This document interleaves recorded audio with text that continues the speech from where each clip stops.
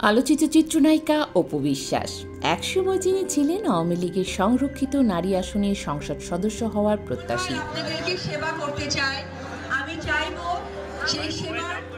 নির্বাচনী প্রচারণায় নিয়মিত মুখ সেই অপু বিশ্বাসই চলতি বছর যোগ দিলেন বিএনপির এক অনুষ্ঠানে।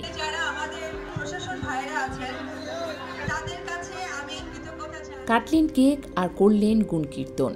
হঠাৎ এই রাজনৈতিক ইউটার্ন কেন? আর তিনি কি সত্যিই বগুড়ার মেয়ে হিসেবে বিএনপির হয়ে নির্বাচনে দাঁড়াচ্ছেন? এই নিয়েই এখন সরগরম রাজনৈতিক এবং ভক্তমহল।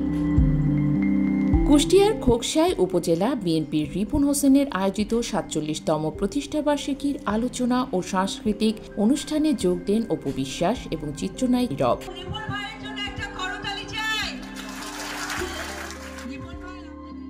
আওয়ামী লীগের মনোনয়ন প্রত্যাশী হিসেবে পরিচিত এই অভিনেত্রী বিএনপির অনুষ্ঠানে যোগ দেয়া অবাক করেছে অনেককেই। মঞ্চে বিএনপির গুণকীর্তন করে বক্তব্য দেন অপু। তিনি রিপন হোসেনকে প্রাণপ্রিয় বড় ভাই সম্বোধন করে তাকে সেবা করার সুযোগ দেওয়ার জন্য জনগণের কাছে অনুরোধ জানান। অপু বিশ্বাস বগুড়ার মেয়ে। রাজনৈতিক মহলে গুঞ্জন উঠেছে তিনি হয়তো বিএনপির প্রতীক নিয়ে সংরক্ষিত নারী আসনের সংসদ সদস্য মনোনয়ন পেতে পারেন।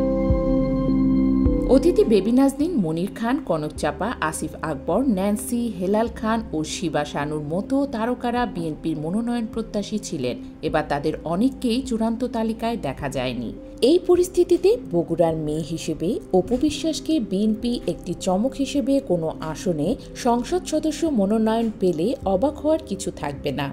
বিশেষ করে রিপন হোসেনের মতো স্থানীয় নেতার অনুষ্ঠানে তার এমন সক্রিয় অংশগ্রহণ সেই জল্পনাকে আরও বাড়িয়ে দিচ্ছে। অপু বিশ্বাসের রাজনৈতিক যাত্রা এখন কোন দিকে মোড় নেয় তার সময়ই বলে দেবে। তিনি কি সত্যিই রাজনীতির মঞ্চে চমক দেখাবেন, নাকি কেবলই একটি পুরনো গুঞ্জন? আপাতত উত্তর জানতে অপেক্ষা করতেই হবে।